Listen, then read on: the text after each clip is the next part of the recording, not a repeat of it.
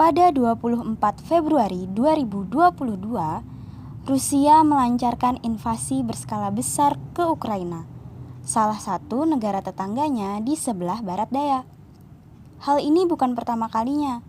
Rusia pernah menginvasi Ukraina pada tahun 2014, ketika pemberontak yang didukung oleh Presiden Vladimir Putin telah merebut sebagian besar wilayah Ukraina, yaitu Crimea, wilayah yang terletak di Ukraina Selatan. Sejak saat itu, hubungan kedua negara ini menjadi kurang baik.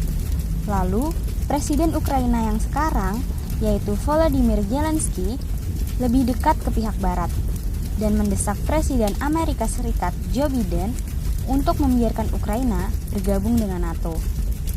Rusia menganggap apabila hal itu terjadi, maka akan menjadi ancaman keamanan bagi Rusia, karena Ukraina dapat menggunakan NATO untuk menjadi alasan perang dengan Rusia atas Crimea pada kejadian 2014 lalu.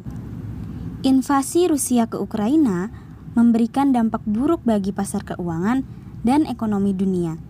Hal ini dikarenakan negara-negara barat memberikan sanksi terhadap Rusia.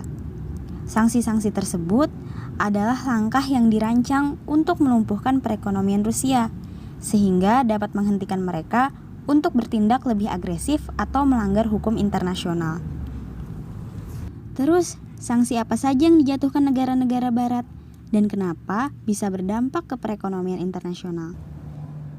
Jadi, negara-negara barat seperti Amerika Serikat, Inggris, dan Kanada memberi sanksi berupa pemutusan akses Rusia dari layanan pesan keuangan SWIFT. Layanan pesan keuangan SWIFT ini memungkinkan transaksi cepat dan digunakan oleh 11.000 lembaga keuangan di 200 negara. Akibat pemutusan akses ini, pembayaran yang diperoleh Rusia untuk ekspor minyak dan gas akan tertunda.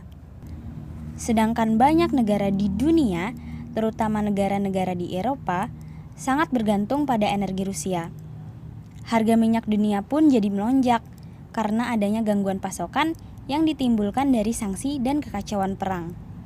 Dikeluarkannya Rusia dari layanan SWIFT juga mengakibatkan nilai tukar mata uang beberapa negara melemah, karena penarikan dana Rusia di keuangan global telah menyebabkan ketidakstabilan harga mata uang negara yang ikut dalam perdagangan internasional.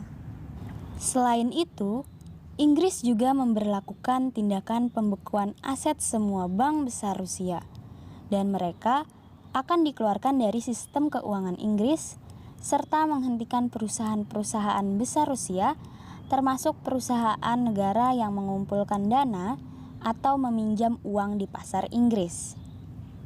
Hal ini tentu saja akan merugikan negara-negara yang berinvestasi di perusahaan-perusahaan Rusia, karena harga saham menjadi turun drastis.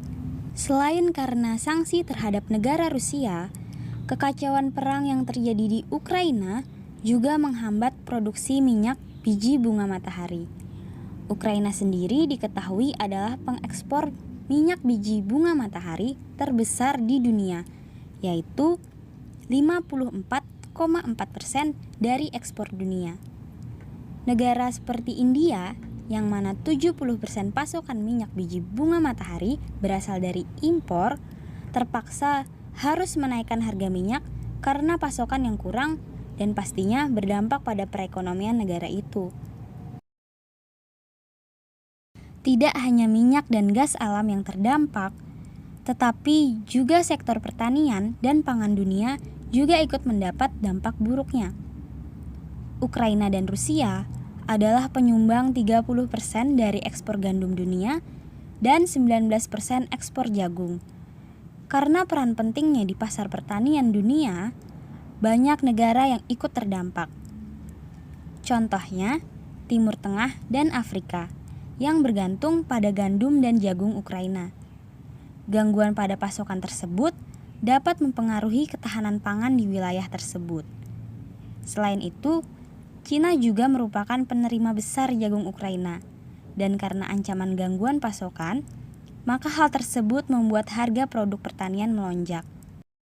Harga gandum telah melonjak sekitar 12%, sementara jagung telah melonjak 14,5% pada periode yang sama.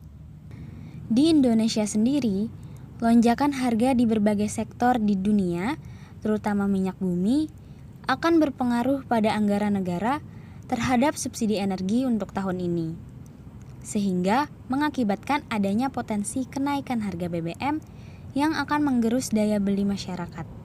Karena di Indonesia, sebagian besar minyak masih impor untuk kebutuhan BBM, sehingga konsekuensinya nanti akan menghambat pertumbuhan perekonomian nasional.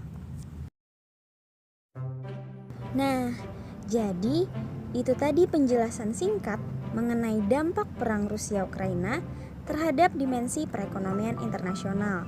Semoga dapat dipahami dan bisa bermanfaat ya. Terima kasih.